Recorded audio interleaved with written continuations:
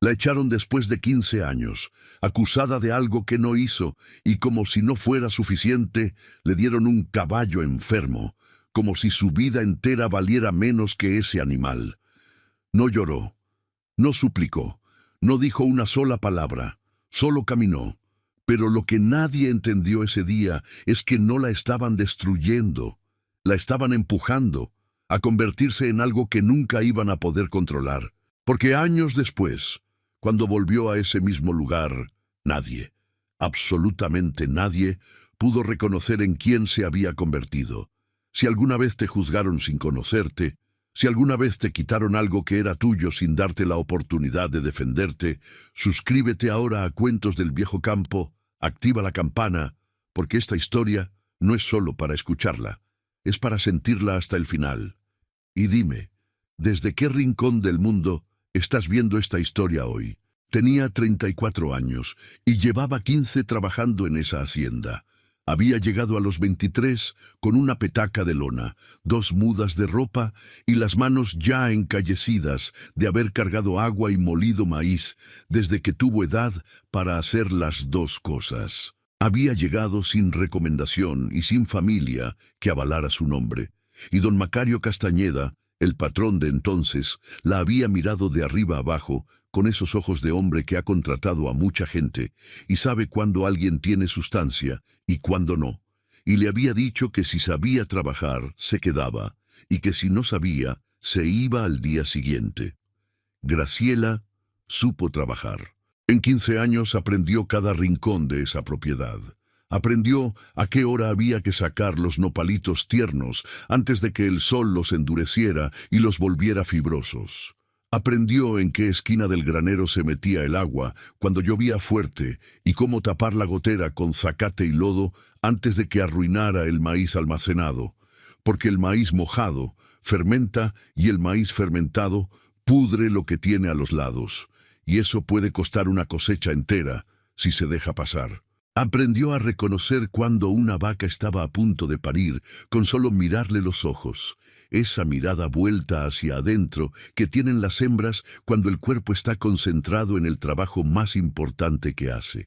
Aprendió a leer el cielo de los altos con esa precisión silenciosa que tienen las personas que viven del campo y no tienen el lujo de equivocarse con el temporal, porque un error de 2 días en la siembra puede significar una cosecha perdida, y una cosecha perdida en los Altos de Jalisco en los años 40 significaba hambre real. Aprendió también cosas que no eran del campo directamente, pero que el campo necesita: a llevar el registro mental de los insumos que faltaban antes de que faltaran, a calcular cuántos peones eran necesarios para cada tarea sin desperdiciar jornales ni quedarse corta de manos, a detectar cuándo un animal estaba empezando a enfermarse antes de que la enfermedad se volviera visible para los demás, porque la diferencia entre detectar a tiempo y detectar tarde puede ser la diferencia entre un animal tratado y un animal muerto. Todo eso lo aprendió sola. Nadie se lo enseñó de manera formal, nadie se sentó con ella a explicarle los principios. Ella miraba, preguntaba cuando era necesario y cuando no era necesario, no preguntaba para no parecer ignorante de algo que podía aprender observando, y con el tiempo empezó a saber cosas que los hombres que llevaban más años en la hacienda todavía no sabían, porque los hombres que llevan muchos años en un lugar a veces dejan de ver lo que tienen delante. Pero ese conocimiento nunca lo usó para adelantarse a nadie ni para mostrar que sabía más que otros. Lo usó para hacer su trabajo mejor, para que la hacienda funcionara mejor, para que el patrón no tuviera problemas que pudieran haberse evitado. Y eso, al final, fue exactamente lo que le costó todo. Escúcheme bien esto que le voy a contar. Una mujer que sabe más de lo que se supone que debe saber en ciertos lugares y en ciertos tiempos, no es una mujer respetada, es una amenaza para el hombre que se supone que debe saber más que ella, una amenaza para el orden de las cosas que dice quién puede saber qué y hasta dónde. Y las amenazas en el México de los años 40, en las haciendas de los Altos de Jalisco, donde el capataz tenía más poder real sobre la vida cotidiana de las personas que cualquier ley escrita, se resolvían rápido y sin mucho protocolo. Don Severo Ochoa llevaba 3 años como capataz de El Nopal de la Loma, cuando don Macario murió de un paro al corazón una tarde de agosto. El patrón nuevo era su hijo, Horacio Castañeda, un muchacho de 22 años que había estudiado en Guadalajara y que había aprendido en esa ciudad algunas cosas que en el campo no sirven de nada, y que entendía muy poco del campo en general, y que por eso mismo dependía completamente de don Severo para que la hacienda siguiera funcionando. Don Severo era un hombre de unos 50 años, recio, con bigote negro ya canoso en las puntas y manos que parecían hechas de cuero viejo de tanto trabajo y tanto sol y tanto año de agarrar riendas y herramientas y hacer lo que había que hacer. Sabía del campo, sí, nadie podía quitarle eso, pero sabía más de mantener el orden como él lo entendía, que era un orden donde cada quien estaba en su lugar y nadie salía de ese lugar sin su permiso. Y ese orden era el único que él sabía defender. Graciela había salido de su lugar.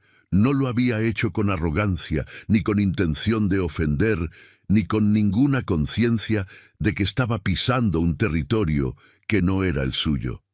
Lo había hecho porque el trabajo lo pedía, porque la hacienda lo necesitaba, porque ella era incapaz de ver un problema que podía resolverse y no resolverlo. 3 semanas antes de que la echaran, el granero principal había empezado a mostrar señales de una plaga de gorgojos. Graciela lo detectó primero porque conocía el olor. No el olor obvio de la plaga avanzada, sino ese olor inicial, apenas perceptible, que es el olor rancio y polvoroso, que no es el olor normal del maíz guardado, sino algo más agrio, más avinagrado, como si el grano empezara a fermentar desde adentro. Entró al granero una mañana a buscar una herramienta y ese olor llegó a ella antes de que sus ojos se ajustaran a la oscuridad interior. Buscó con las manos en los costales más cercanos a la pared del fondo, donde había visto antes que la humedad llegaba cuando llovía fuerte. Sacó un puño de maíz y lo llevó a la entrada donde la luz era buena, y lo examinó en la palma de la mano. 3 gorgojos, pequeños, recién eclosionados. Pero ahí. Fue al capataz a decírselo esa misma tarde. Don Severo la escuchó con esa paciencia de hombre que está escuchando algo que ya decidió que no le importa antes de que la otra persona termine de hablar. La miró cuando terminó y la miró con ese gesto específico que tienen los hombres que sienten que alguien inferior les está explicando algo que ellos ya saben, aunque no lo sepan. Dijo que el maíz estaba bien, que él había revisado el granero la semana anterior, que ella se dedicara a lo suyo. Graciela dijo que los gorgojos que encontró no estaban ahí la semana anterior, porque tardan más de una semana en ser visibles, que la infestación era reciente y localizada, y que si se trataba ahora, se podía contener sin perder grano. Don Severo la miró de una manera diferente esta vez. No ya con paciencia, con algo más frío. Le repitió que el maíz estaba bien y que se dedicara a lo suyo. Graciela se dedicó a lo suyo 3 días más. Al 4.º día, el olor era tan evidente que hasta los mozos que entraban al granero a sacar costales lo comentaban entre ellos en voz baja, ese tipo de comentario que los trabajadores hacen cuando saben que hay un problema y saben también que señalarlo tiene un costo. Al 5.º día, Graciela examinó otro puño de maíz de una sección diferente del granero y encontró que la infestación se había extendido hacia los costales centrales. Fue con Horacio Castañeda directamente, sin pasar por don Severo. No fue una decisión de desafío, fue una decisión de necesidad, porque Graciela llevaba 15 años en esa hacienda y 15 años entendiendo que el maíz del granero era la reserva que alimentaba a los trabajadores y a los animales en los meses secos, y que perder esa reserva tenía consecuencias concretas para personas concretas. Le mostró a Horacio el puño de maíz con los gorgojos ya visibles y le explicó en términos simples y precisos lo que había encontrado y cuándo, y lo que necesitaba hacerse. Horacio ordenó revisar el granero esa misma tarde. La plaga era real y estaba avanzada. Costó una semana de trabajo completo y una buena cantidad de maíz perdido limpiar el granero y salvar lo que quedaba. Los peones trabajaron turnos largos, sacando los costales infectados, aireando el grano, tratando la madera del piso y las paredes con los remedios disponibles, volviendo a guardar solo lo que estaba limpio. Don Severo supervisó esa semana de trabajo con la cara de alguien que mastica algo amargo y no puede escupirlo. No le dijo nada a Graciela durante esa semana, ni después. Pero Graciela, que había aprendido a leer los silencios tanto como las palabras, supo que algo había cambiado. Una semana después de que el granero quedó limpio, desapareció un bulto con dinero de la caja de la administración.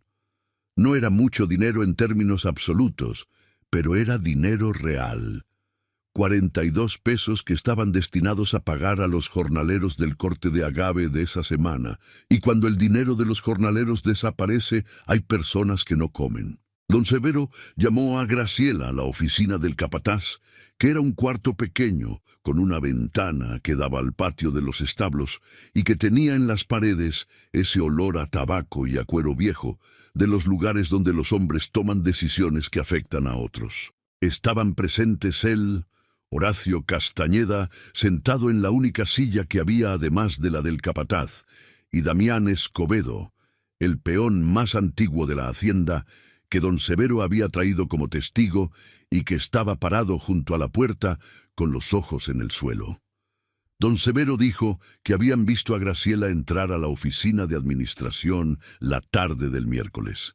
Graciela dijo que sí había entrado, a dejar una lista de insumos que le habían pedido. Don Severo dijo que el dinero había desaparecido esa misma tarde. Graciela dijo que ella no había tocado ningún dinero. Don Severo dijo que no había nadie más que hubiera entrado esa tarde. Graciela dijo que eso era mentira, que por esa oficina pasaban muchas personas en el día, que era el lugar donde los peones entregaban sus reportes de trabajo y donde los proveedores llegaban a cobrar. Don Severo dijo que ese día específico ella era la única. Graciela lo miró fijamente. Llevaba 15 años en esa hacienda y sabía perfectamente que eso no era verdad. Pero entendió, en ese momento, la arquitectura de lo que estaba pasando. No era una acusación que buscara la verdad. Era una acusación que ya tenía el destino que tenía que tener y que las palabras solo servían para hacer ese destino parecer razonable. Don Severo la miró con esa calma que tienen los hombres, que ya tomaron una decisión antes de abrir la boca y solo están usando las palabras para justificar lo que ya resolvieron hace tiempo.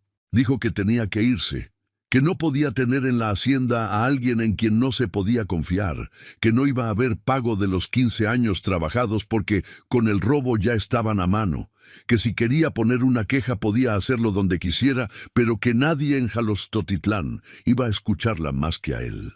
Graciela miró a Horacio Castañeda.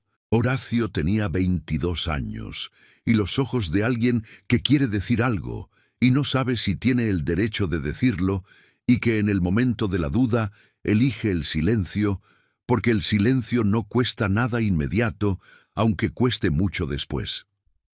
Bajó la vista hacia sus manos. Graciela miró a Damián Escobedo. Damián tenía 50 años y los ojos de alguien que sabe exactamente lo que está pasando, que ha visto lo suficiente en su vida para reconocer la injusticia cuando la tiene enfrente, y que ha aprendido, en 50 años de ser peón en haciendas de los Altos de Jalisco, que el costo de nombrar la injusticia en voz alta cuando el que la comete tiene el poder real puede ser más de lo que se puede pagar. Sus ojos estaban en el suelo. Graciela no lloró, no suplicó, no alzó la voz. Dijo, «Está bien».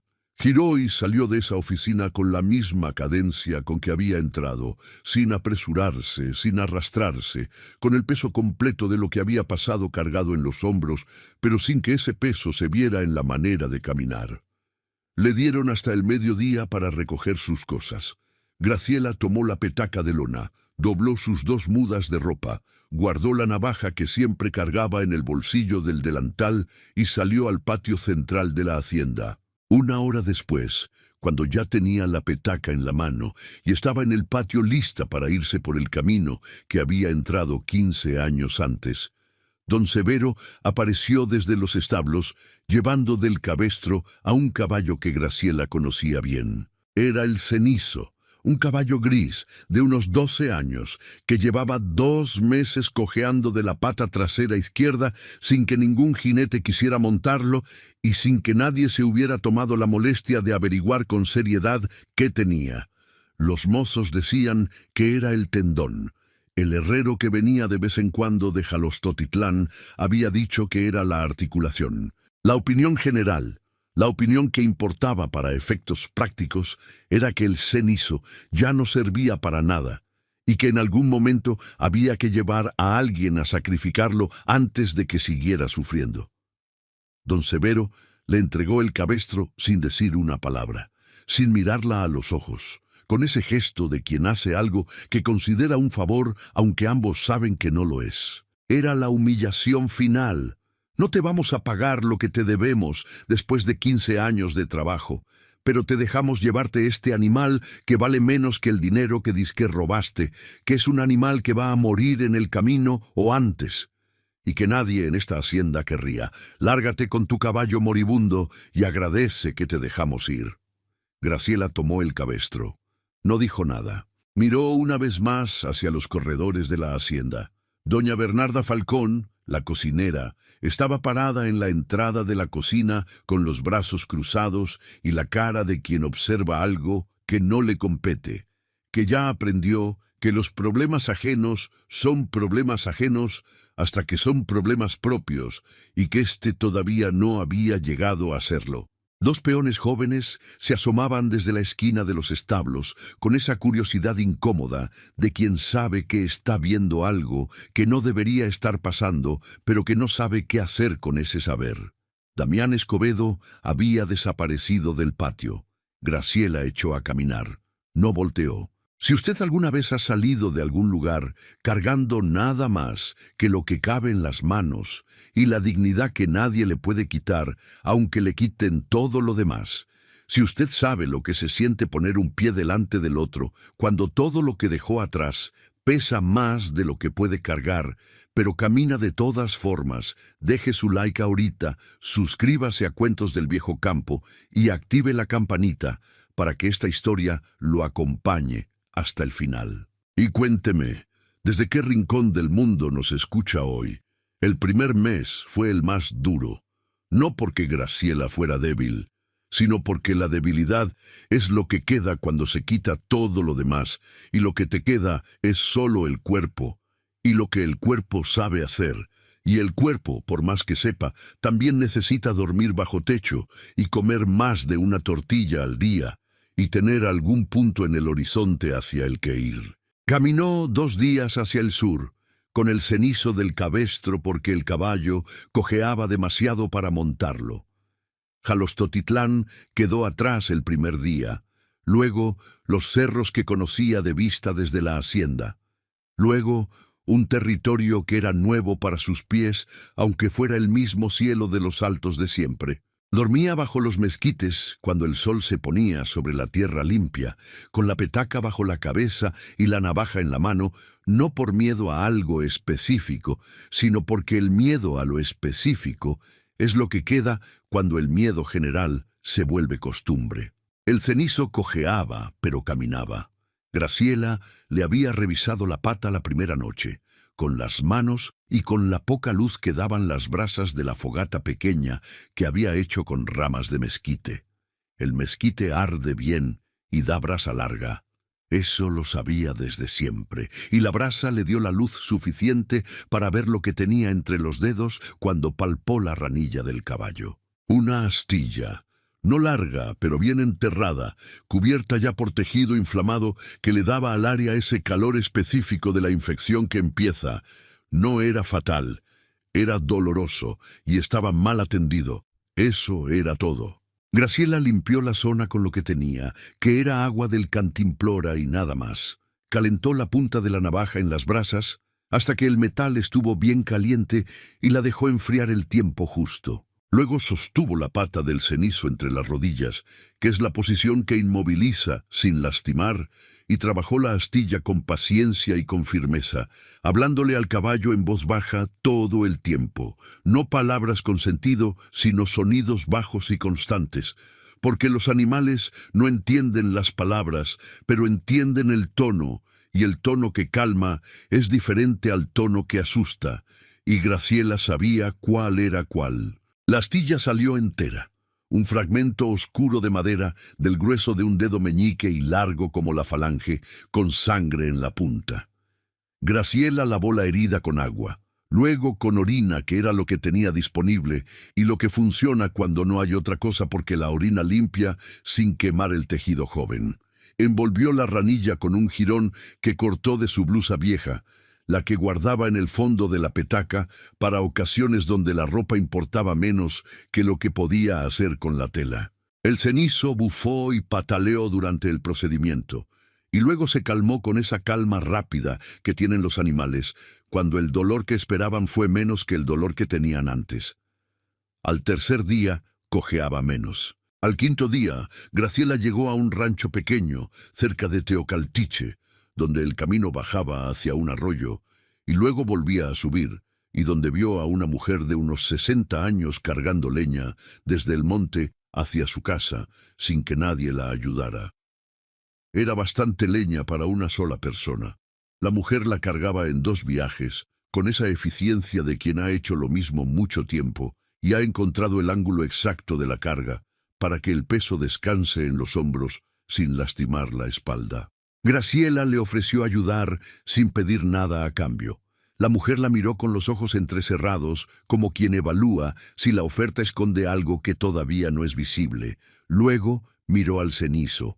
Luego volvió a Graciela y dijo que sí.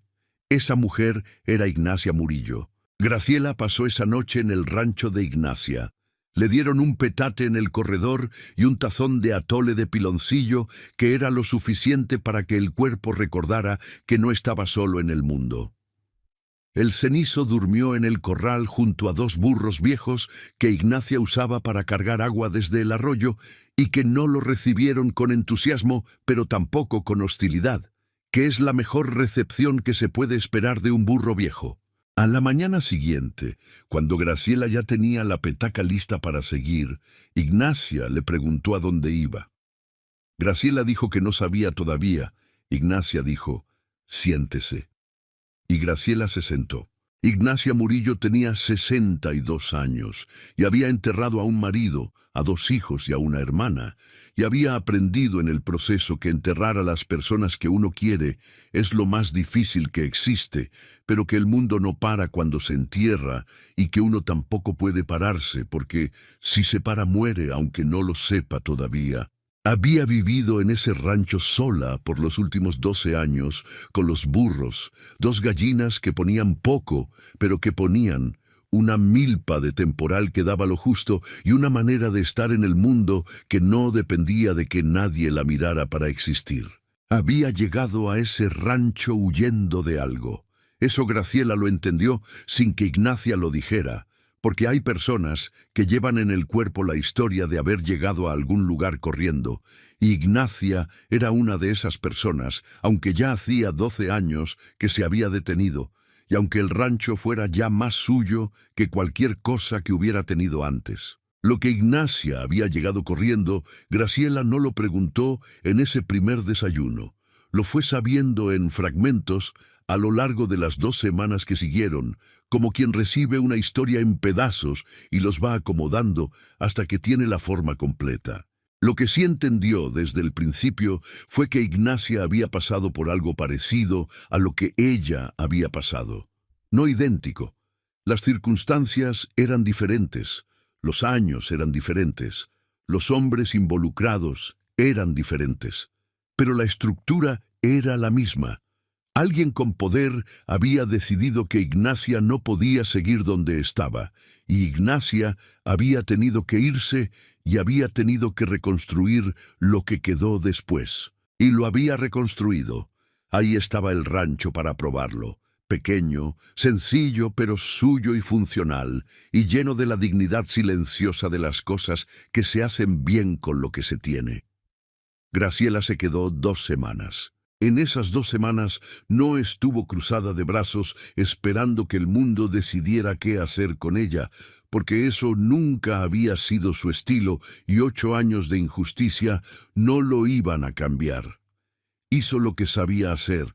Reparó una sección del cerco que estaba caída usando las técnicas que había aprendido en el nopal de la loma durante 15 años de ver hacerse y rehacerse cercados. Limpió el canal de riego que llevaba meses tapado con raíces y piedras acumuladas por la temporada de lluvias, un trabajo que requirió 3 días enteros de sacar piedra con las manos y después limpiar el fondo con la azada que Ignacia le prestó. Y detectó que una de las matas de chile de la milpa tenía marchitez bacteriana por ese amarillamiento específico que sube por el tallo desde la base, esa coloración que no es falta de agua ni falta de sol, sino algo que viene de la raíz misma y que si no se ataja puede extenderse a las plantas vecinas en una semana, y la arrancó con raíz y todo y quemó los restos lejos de la milpa.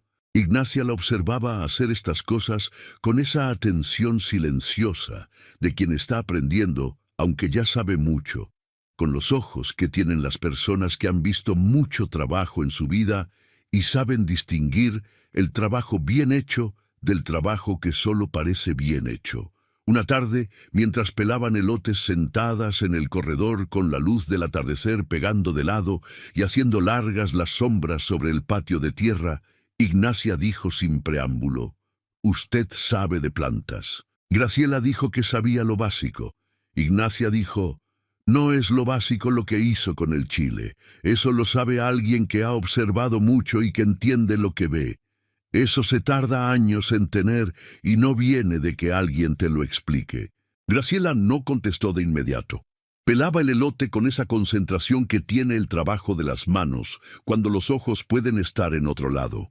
Luego dijo que en la hacienda había aprendido viendo, que nadie le enseñó, que ella miraba y guardaba lo que veía y luego lo aplicaba, y cuando no funcionaba lo ajustaba y cuando funcionaba lo guardaba mejor. Ignacia dijo: «Eso es más valioso que lo que enseñan». Hubo un silencio de esos silencios cómodos que tiene la tarde cuando 2 personas ya saben que pueden estar calladas sin que eso signifique nada malo.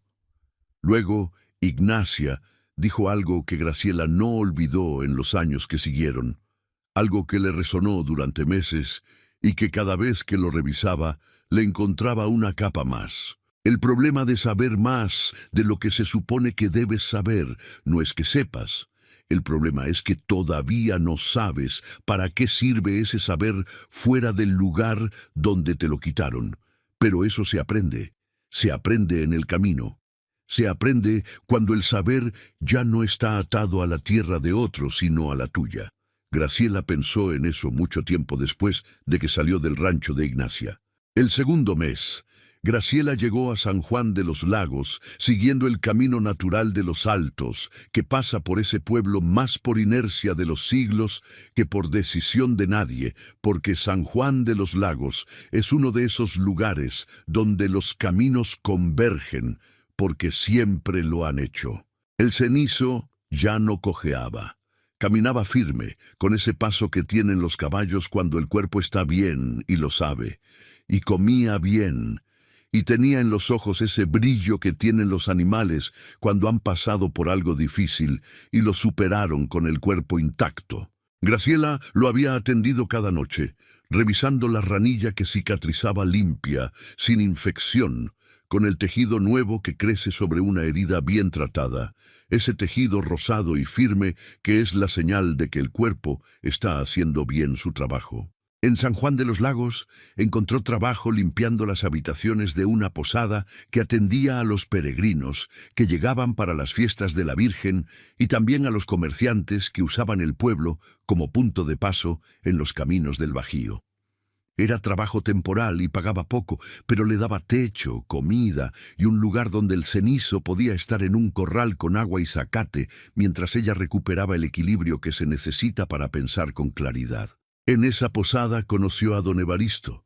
Don Evaristo era un hombre de 70 y tantos años que vendía plantas medicinales en el tianguis, en un puesto que llevaba décadas en el mismo rincón del mercado, y que tenía ese aspecto de cosa permanente que tienen los puestos que forman parte del paisaje de un lugar. Tenía atados de hierba fresca colgados del techo, frascos con raíces secas en los estantes, manojos de hojas sobre el mostrador y el olor particular que tienen los lugares donde conviven muchas plantas, un olor complejo que es verde y terroso y a veces medicinal y a veces casi dulce, dependiendo de qué esté cerca. Graciela empezó a comprarle hierbas para tratar unas irritaciones en el lomo del cenizo que había desarrollado después de días de cargar la montura con el sudor acumulado de los primeros kilómetros. Evaristo le había dado una mezcla de manzanilla y árnica que había funcionado bien, y cuando Graciela volvió a comprar más, le hizo preguntas sobre las proporciones y sobre el tiempo de aplicación, porque esas cosas importaban, y las proporciones incorrectas podían hacer que un remedio que ayuda se convierta en un remedio que irrita más. Evaristo era de los hombres que notan cuando alguien hace preguntas inteligentes, preguntas que vienen de observación y no de curiosidad superficial, y empezó a contestarle más de lo que ella preguntaba, porque cuando alguien pregunta bien, merece que le contesten bien. En 3 meses, Graciela sabía el nombre, la propiedad y el uso de 47 plantas medicinales que no conocía antes o que conocía solo de nombre, sin entender su funcionamiento. No las aprendió de memoria como quien estudia un catecismo y repite sin entender. Las aprendió en la práctica, acompañando a Evaristo al monte cuando el viejo iba a recolectar 2 veces por semana, antes del amanecer, cuando las plantas todavía tenían el rocío de la noche y los principios activos estaban en su concentración más alta. Tocaba las hojas. Oía el olor específico de cada planta al triturarlas entre los dedos, probaba las que se podían probar con la prudencia de quien sabe que no todo lo que crece en el monte es inofensivo. Aprendió a distinguir el toloache del floripondio con solo mirar la orientación de la flor, que parece un detalle pequeño, pero es la diferencia entre una planta de uso controlado y una de efecto potencialmente fatal. Aprendió que la raíz de zacatechichi, hervida con 3 hojas de epazote en agua limpia, quitaba la fiebre sin los efectos secundarios de los remedios que llegaban de la farmacia de la ciudad. Aprendió que el gordolobo bien preparado, que significa hervido en agua con piloncillo y tomado caliente con la persona abrigada, hacía lo que ningún jarabe hacía con la tos de los niños que viene del pecho y no de la garganta. Y aprendió también los límites, las plantas que no se mezclan, las dosis que curan y las que dañan, los casos en que el remedio de plantas compra tiempo, pero no reemplaza lo que solo un médico puede hacer. Hubo una mañana, en el 2.º mes con Evaristo, que Graciela recordó siempre como el momento en que entendió que estaba aprendiendo algo diferente de todo lo que había aprendido antes. Era temprano. Habían subido al cerro antes del amanecer, siguiendo un camino que Evaristo conocía de memoria y que no era camino de herradura, sino el camino que hacen los pies cuando van al mismo lugar muchas veces durante muchos años. El monte todavía tenía el rocío de la noche en las hojas, y el aire olía a tierra húmeda y a una mezcla de aromas que Graciela iba aprendiendo a distinguir uno por uno. El anís del pipiche, el medicinal del árnica, la tersura verde del epazote silvestre, que no es igual al epazote de huerto aunque se le parezca al ojo. Evaristo se detuvo frente a una planta que Graciela no reconocía de inmediato, un arbusto de altura media, hojas ovales con un borde apenas dentado, tallos con una coloración rojiza en las articulaciones. Le preguntó si la conocía. Graciela dijo que no. Evaristo dijo que antes de decirle el nombre la mirara bien, que la oliera, que tomara una hoja y la tronara entre los dedos y oliera el aceite que quedaba en la piel, que mirara la raíz expuesta donde el terreno se había erosionado. Graciela hizo cada cosa en silencio, con la misma atención que había aprendido a ponerle a todo lo que no conocía todavía. El olor al tronar la hoja era amargo y un poco resinoso, con un fondo que le recordaba al tomillo pero más intenso. La raíz expuesta era oscura, casi negra. Evaristo le preguntó qué le decía ese olor. Graciela pensó. Dijo que el amargo en las plantas generalmente significaba principios activos fuertes, que en dosis correcta curaban y en dosis excesiva dañaban, que el olor resinoso le hacía pensar en propiedades antisépticas, que la raíz oscura indicaba que almacenaba algo en la parte subterránea. Evaristo asintió, dijo, se llama pericón, se usa para el estómago, para los nervios, para los problemas de sangre en las mujeres. Pero lo que me importa es que usted llegó a esas conclusiones sin que yo le dijera nada. Eso es lo que yo no puedo enseñarle porque usted ya lo tiene. La capacidad de leer lo que una planta dice antes de que alguien le diga lo que dice. Ese día entendió Graciela que lo que Evaristo le estaba enseñando no era un catálogo de plantas, sino una manera de mirar. Una manera de hacer preguntas a las cosas antes de buscar las respuestas en otro lado. Una metodología que era, en el fondo, la misma que había aplicado toda su vida al campo y al ganado y a las personas, solo que ahora tenía nombre y tenía un maestro que la reconocía como tal. Un día que Evaristo le había pedido que preparara ella sola una mezcla de hierbas para un cliente que vendría por la tarde, Graciela midió, trituró, mezcló y envolvió los ingredientes con la misma metodología que aplicaba a todo lo que hacía, observando, calculando, verificando el resultado antes de darlo por terminado. Evaristo revisó la mezcla cuando volvió, la olió, la palpeó y dijo, correcto, bien hecho. Eso era todo lo que necesitaba decir. Y luego dijo algo más. Usted tiene manos de curandera. Graciela dijo que no sabía curar personas. Evaristo dijo, sabe curar animales, que es más difícil porque los animales no le pueden decir dónde duele. Quien sabe curar lo que no puede explicarle su dolor, tiene más conocimiento que quien cura con instrucciones. Eso también se lo quedó.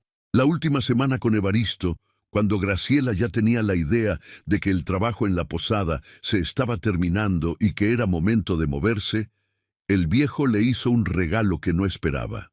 Le escribió con su letra vieja y segura, en 2 páginas de papel de estraza, una lista de las 47 plantas que habían trabajado juntos, el nombre de cada una, sus propiedades principales y los límites que no debían cruzarse. No era un libro.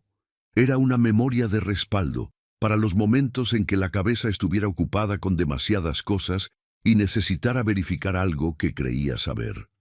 Graciela dobló las páginas con cuidado y las guardó en el fondo de la petaca. Años después, cuando empezó a llenar el cuaderno de pasta café, esas páginas fueron la primera referencia que consultó para verificar que lo que escribía era correcto. Para cuando Graciela llevaba 1 año fuera del Nopal de la Loma, había aprendido 3 cosas nuevas, además de lo que ya sabía: el uso de las plantas medicinales de los Altos de Jalisco con sus propiedades y límites, el manejo básico de los registros de una posada pequeña que incluía control de inventario y registro de entradas y salidas, y algo que no tenía nombre exacto pero que podría llamarse el arte de observar sin ser observada. Este último aprendizaje no vino de ningún maestro, vino de la necesidad pura, que es la que enseña las cosas que los maestros no pueden enseñar porque los maestros no saben que esas cosas necesitan enseñarse. Una mujer sola en los caminos del México de los 40 tenía que saber cuándo hablar y cuándo callarse, cuándo moverse y cuándo quedarse quieta, cuándo algo era peligroso y cuándo era solo incómodo. Graciela desarrolló esa capacidad no como instinto, sino como habilidad deliberada, construida por capas, cada capa aprendida de una situación específica que le enseñó algo que no había sabido antes. Observaba las dinámicas de los lugares donde llegaba antes de participar en ellas. Miraba quién hablaba con quién callaba cuando quién entraba, quién tomaba las decisiones que parecían menores, pero que en realidad definían cómo funcionaba el lugar. Escuchaba más de lo que hablaba. Aprendía los nombres de las personas importantes antes de que esas personas supieran el suyo. Porque conocer el nombre de alguien sin que ese alguien sepa el tuyo es un tipo específico de ventaja que parece pequeña, pero que suma. No era frialdad ni maldad. Era inteligencia aplicada a la supervivencia, la inteligencia que desarrollan las personas que no tienen el lujo de cometer errores que cuesten más de lo que pueden pagarse. No era frialdad ni maldad. Era inteligencia aplicada a la supervivencia, la inteligencia que desarrollan las personas que no tienen el lujo de cometer errores que cuesten más de lo que pueden pagarse.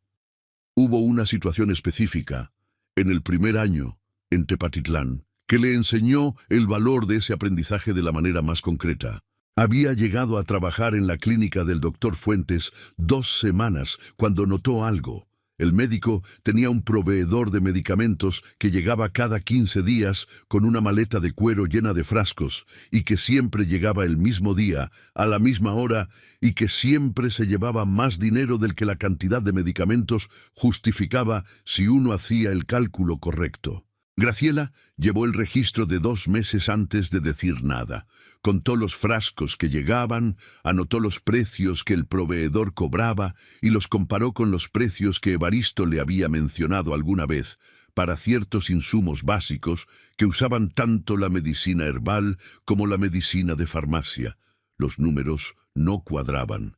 El proveedor estaba cobrando más de lo que debía cobrar. Cuando le dijo al doctor Fuentes lo que había encontrado, con los números escritos en el cuaderno, para que no hubiera ambigüedad, el médico la miró con una expresión que primero fue de sorpresa y luego fue de algo más complejo. Le preguntó desde cuándo llevaba ese registro. Graciela dijo que 2 meses. El doctor Fuentes dijo que desde hacía 2 meses ella llevaba un registro que él no llevaba de su propio negocio. Graciela dijo que sí. El médico cambió de proveedor ese mes. El ahorro fue suficiente para cubrir el sueldo de Graciela, más el margen que le había prometido revisar. Después de ese episodio, el doctor Fuentes empezó a pedirle a Graciela que revisara también los registros de otros insumos. No porque no supiera hacerlo él mismo, sino porque había aprendido que los ojos de Graciela encontraban cosas que otros ojos no encontraban, y que ese tipo de atención valía la pena tenerla en el equipo, aunque viniera de alguien que no tenía título ni carrera formal. Fue en ese trabajo con los registros donde Graciela aprendió la escritura con la seriedad que el doctor Fuentes le exigía, no como habilidad decorativa, sino como herramienta de trabajo. Una anotación que no se puede leer no sirve de nada. Un número mal escrito puede ser un error con consecuencias reales. La escritura clara no es elegancia, es responsabilidad. Y con esa idea de responsabilidad empezó el cuaderno de pasta café. Y con ese cuaderno empezó el siguiente paso. Y con el siguiente paso empezó todo lo que vino después. En el segundo año llegó a Tepatitlán de Morelos, siguiendo el rumor de que había trabajo en una clínica pequeña que acababa de abrir un médico recién llegado de Guadalajara. El médico, que se llamaba Aurelio Fuentes y que tenía esa mezcla de entusiasmo y de incertidumbre que tienen los hombres jóvenes cuando empiezan algo grande en un lugar que no conocen del todo, necesitaba a alguien que conociera las plantas medicinales de la región. Muchos de sus pacientes llegaban a verlo después de haber probado remedios caseros durante días o semanas, y el médico necesitaba saber qué habían tomado para no prescribir algo que interactuara mal con lo que ya estaba en el cuerpo del enfermo. Graciela se presentó con lo que tenía, el conocimiento directo de 47 plantas, el nombre de Evaristo como referencia y la descripción precisa de lo que sabía y lo que no sabía. El doctor Fuentes la miró con esa mezcla de escepticismo y curiosidad que tienen los hombres que han estudiado mucho y han aprendido en el proceso que lo que estudiaron no lo explica todo, y le hizo preguntas técnicas sobre las plantas que ella describía. Preguntas que mezclaban terminología médica que Graciela no tenía con preguntas de fondo que ella sí podía contestar. Graciela contestó las preguntas de fondo con la misma precisión de siempre. El nombre de la planta y el nombre local, que a veces era diferente, la parte usada, la preparación específica, el efecto observado en personas y animales, las contraindicaciones que Evaristo le había enseñado y las que ella misma había identificado observando. El doctor Fuentes la contrató esa misma tarde. Le dijo que el sueldo era modesto, pero que el trabajo era real y que si funcionaba bien habría ajustes. Que el contrato era de prueba por 3 meses. Funcionó bien desde la primera semana. El primer caso en que el conocimiento de Graciela hizo una diferencia visible fue una señora de edad que llegó con el doctor Fuentes con una irritación en la boca que no cedía con los tratamientos que él le había prescrito. Graciela preguntó discretamente a la señora si había tomado algo de hierbas antes de venir, y la señora dijo que sí, que su comadre le había dado una infusión de unas hojas que recogía en el monte. Graciela preguntó por la forma de la hoja y el color del tallo y el olor al triturarla, y con esas 3 preguntas identificó la planta, una variedad de estafiate que en dosis altas irrita las membranas mucosas. Le dijo al doctor Fuentes lo que había concluido, y el médico, que era un hombre honesto con sus propios límites, dijo que eso explicaba exactamente lo que veía y que el tratamiento correcto era diferente del que había prescrito. La señora mejoró en 3 días. El doctor Fuentes le subió el sueldo al final del primer mes sin esperar los 3 de prueba. Fue en esa clínica donde aprendió lo que faltaba, a traducir lo que sabía al lenguaje que otros podían entender. El doctor Fuentes le enseñó a explicar con precisión y con paciencia, sin asumir que el otro sabía lo que ella sabía, encontrando las palabras que hacían que la idea llegara entera y no a medias. Le enseñó también a escribir mejor. Graciela sabía leer y escribir desde antes, pero su letra era difícil de leer y su ortografía era irregular. El doctor Fuentes la corrigió sin condescendencia, con la misma actitud con que hubiera corregido a un estudiante de medicina que no había aprendido bien un sistema específico, como información que falta y que hay que llenar, no como deficiencia personal. Graciela usó esa habilidad mejorada para empezar a anotar en el cuaderno de pasta café. En el 3er año, a través de una cadena de contactos que empezó con el doctor Fuentes y siguió con una señora que administraba un rancho ganadero cerca de Mexticacán, Graciela llegó a trabajar con don Próspero Villanueva. Don Próspero era un hacendado de edad ya madura que tenía propiedades en los Altos desde los tiempos de su padre y que había visto pasar modas y tendencias y ingenieros de la ciudad con diplomas y teorías que no funcionaban en la práctica, porque quien los mandaba no entendía que la tierra de los Altos tiene su propio carácter, y que ese carácter no se cambia con teorías, sino con observación paciente y decisiones que respetan lo que el terreno puede dar. Necesitaba a alguien que supiera de ganado y de tierra con conocimiento práctico. No con el conocimiento de papel que venía de los ingenieros, sino con el conocimiento que viene de haber estado en la tierra suficiente tiempo para saber lo que la tierra dice. Graciela se presentó y le habló de sus conocimientos. Don Próspero la miró con la misma mirada evaluadora que le había dado don Macario 15 años antes, en el nopal de la loma, y luego le dijo que la escuchaba. Graciela no le dijo lo que sabía de manera abstracta. Le dijo lo que veía en los potreros del norte de la propiedad, que había caminado brevemente antes de entrar a hablar con él, y le dijo con precisión lo que ese estado le indicaba sobre el manejo que se había hecho del agua en los últimos 2 años y lo que había que hacer para corregirlo. Don Próspero la llevó a los potreros del norte. Graciela los caminó durante 2 horas, sola, con don Próspero siguiéndola a distancia respetuosa, como quien sabe que está mirando trabajar a alguien y que interrumpir ese trabajo sería un error. Ella iba mirando la hierba, tocando la tierra en distintos puntos, observando el trazo de los canales de riego y la manera en que el agua había depositado sedimento en lugares que revelaban el flujo real del terreno versus el flujo que el canal pretendía crear. Cuando volvió con don Próspero, le explicó lo que había visto.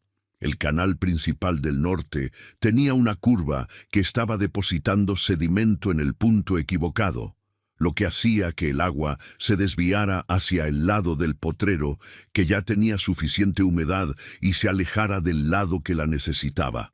Era un problema de geometría, no de agua. Había suficiente agua. Estaba en el lugar equivocado. Don Próspero la escuchó sin interrumpir. Cuando terminó, le preguntó si había visto algo más. Graciela dijo que sí, que el potrero sur tenía una franja de pasto más verde y más denso que el resto, siguiendo una línea diagonal de unos 4 metros de ancho, que indicaba agua subterránea que nadie estaba aprovechando porque el sistema de canales estaba trazado sin conocimiento de ese flujo. Con un ajuste en el canal secundario, esa agua podía llegar al sector que más la necesitaba sin costo adicional porque el agua ya estaba ahí, solo había que darle el camino correcto. Don Próspero la contrató como encargada de campo esa misma semana. Fue la primera vez en su vida que alguien usó esa palabra para referirse a ella y le pagó en consecuencia. Los primeros días fueron los más difíciles. No por el trabajo, sino por la resistencia silenciosa de los peones. No les pidió que la respetaran. Les mostró que tenía razón con los resultados. Cada semana, cada decisión. Les explicó los cambios antes de imponerlos para que entendieran la lógica y pudieran aplicarla ellos mismos sin necesitar que ella estuviera presente. Hubo una prueba difícil en el segundo año. Uno de los peones más viejos, un hombre llamado Marcelino, que llevaba 30 años en la hacienda y que tenía la autoridad silenciosa de los que llevan tanto tiempo en un lugar que el lugar parece incompleto sin ellos, decidió en el patio de los establos y frente a otros peones que Graciela estaba equivocada sobre el manejo del hato en temporada seca. Graciela lo escuchó completo sin interrumpirlo. Luego dijo que entendía por qué habían hecho así siempre, que la lógica tenía sentido en el corto plazo, pero que el resultado de hacerlo durante muchos años era el potrero sur en el estado en que estaba, un terreno que había dado lo que podía dar bajo ese manejo y que ya no podía dar más bajo el mismo manejo. Dijo, si hacemos lo mismo que siempre, vamos a tener el mismo resultado que siempre. Al final de esa temporada, el potrero sur, manejado con la rotación propuesta, mostró una recuperación que los peones más viejos no habían visto en 20 años. Marcelino fue el primero en decírselo, de pie junto al cercado, sin rodeos. Tenía razón.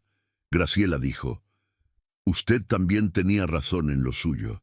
Sabía que el sur todavía tenía algo. Solo había que cambiar la manera de aprovecharlo. Marcelino la miró con una expresión que no era exactamente una sonrisa, pero que tenía el mismo peso que una sonrisa tiene cuando viene de alguien que no las da fácil. Al final del primer año, con don Próspero, los potreros del norte habían recuperado la mitad del pasto perdido. Era un resultado que en el campo no se considera espectacular, porque en el campo los tiempos son los tiempos de la tierra y no se pueden apresurar, pero que alguien con ojo formado reconoce como lo que es, la señal de que el problema estaba bien diagnosticado y la solución bien ejecutada. Don Próspero le subió el sueldo sin que ella lo pidiera. Fue en el 4.º año, mientras trabajaba con don Próspero, cuando empezaron a llegar noticias del nopal de la loma. No las buscó, llegaron solas, como llegan siempre las noticias en los altos de Jalisco, a través de las redes de compadres y comadres y comerciantes y arrieros que recorren los mismos caminos desde hace generaciones y que llevan y traen no solo mercancías, sino el estado del mundo en esos caminos.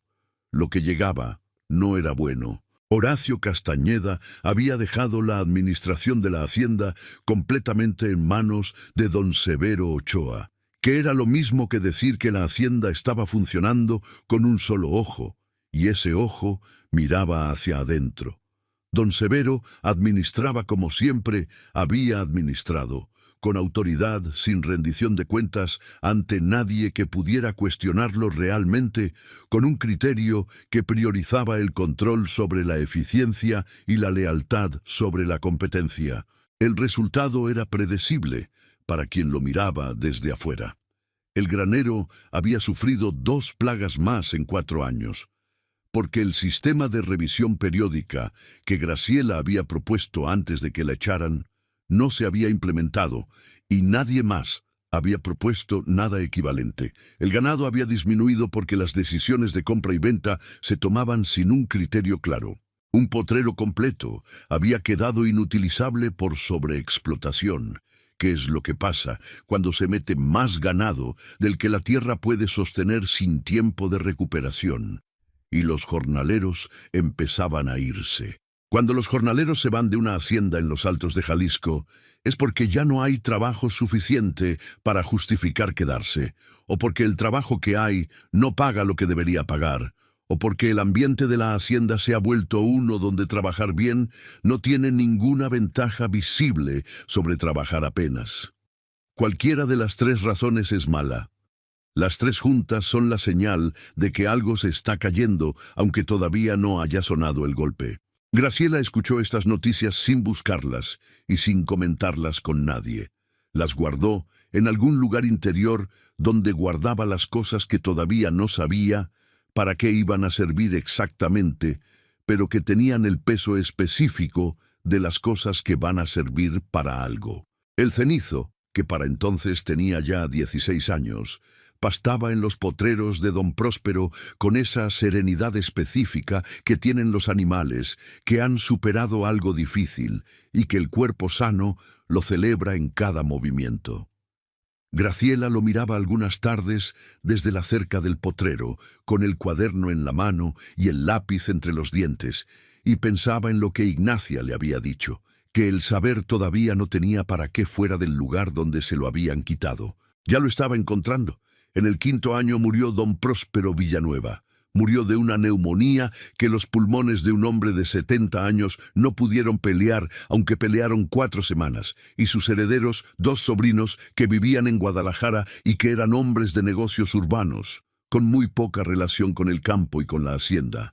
Decidieron vender la propiedad en partes y liquidar las operaciones porque una hacienda ganadera en los Altos de Jalisco, sin alguien que la administre con conocimiento real, es un activo que pierde valor más rápido de lo que lo mantiene. Graciela recibió su liquidación completa. 5 años de trabajo bien pagados, con los beneficios que don Próspero había prometido al inicio y que había cumplido cada mes sin excusa. Era un hombre de su palabra y sus sobrinos, para su crédito, respetaron lo que el tío había prometido. Con ese dinero en las manos, más lo que había guardado en los 2 años de la clínica y lo que había podido ahorrar de los años anteriores, Graciela hizo los cálculos que había estado haciendo en silencio en el cuaderno durante más de 1 año. Fue a Tepatitlán, donde tenía una relación establecida con el Banco Regional a través del historial crediticio que había construido lentamente, con cuentas pequeñas abiertas y cerradas honestamente, con referencias del doctor Fuentes y del administrador de la posada de San Juan de los Lagos, y con los comprobantes de 5 años de trabajo bajo contrato con don Próspero. Se presentó con todo eso y con una propuesta concreta. Quería comprar tierra. El gerente del banco se llamaba Rodolfo Espinosa y tenía la costumbre específica de acomodarse los lentes cada vez que algo lo tomaba por sorpresa, que era la señal de que su cerebro estaba procesando información que no esperaba encontrar. Se acomodó los lentes 3 veces durante la conversación con Graciela. La primera vez cuando ella presentó la propuesta de inversión con los números desglosados y la proyección de retorno basada en datos reales de los Altos. La segunda vez cuando revisó el cuaderno de pasta café y vio el nivel de detalle de los registros, la consistencia del sistema de anotación, la evidencia de años de observación aplicada. La tercera vez, cuando Graciela presentó las cartas de referencia del doctor Fuentes y de los herederos de don Próspero, que describían su trabajo con una especificidad que no sonaba a cortesía, sino a descripción honesta de lo que habían visto. Al final de la reunión, Rodolfo Espinosa le dijo que iba a necesitar revisar los documentos con sus superiores, pero que la propuesta era sólida y que él veía pocas razones para negarla. 2 semanas después, el préstamo estaba aprobado. Salió del banco con los documentos firmados, caminó hasta donde había dejado al cenizo amarrado en la sombra del fresno que había frente a la presidencia municipal, y se quedó parada un momento con la mano en el pescuezo del caballo. 16 años tenía el cenizo, más blanco que gris ya, con ese pelaje que tienen los caballos viejos, que es más claro que el que tuvieron de jóvenes, pero que tiene más peso, más presencia. La herida de la ranilla era una cicatriz apenas perceptible al tacto, una pequeña irregularidad en el tejido que solo quien la buscara específicamente encontraría. Graciela puso la frente en el pescuezo del caballo un momento. No lloró. No era su costumbre. Pero respiró hondo una sola vez, con todo el pecho, como quien deposita algo muy pesado en el suelo después de cargarlo durante mucho tiempo.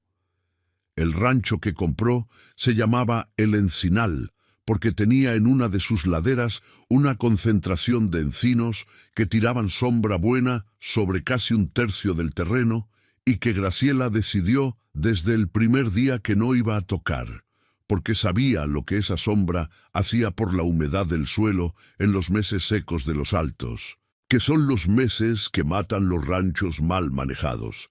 Era un rancho de 12 hectáreas cerca de Jalostotitlán, con una casa de adobe que necesitaba trabajo, pero que tenía los cimientos buenos y las paredes gruesas que en los Altos de Jalisco significan fresco en verano y tibio en invierno, un corral en buen estado, un pozo que daba agua limpia todo el año, que es el tipo de activo que en los Altos vale más que lo que cualquier avalúo le pone. Un potrero de temporal con pasto subutilizado por falta de manejo.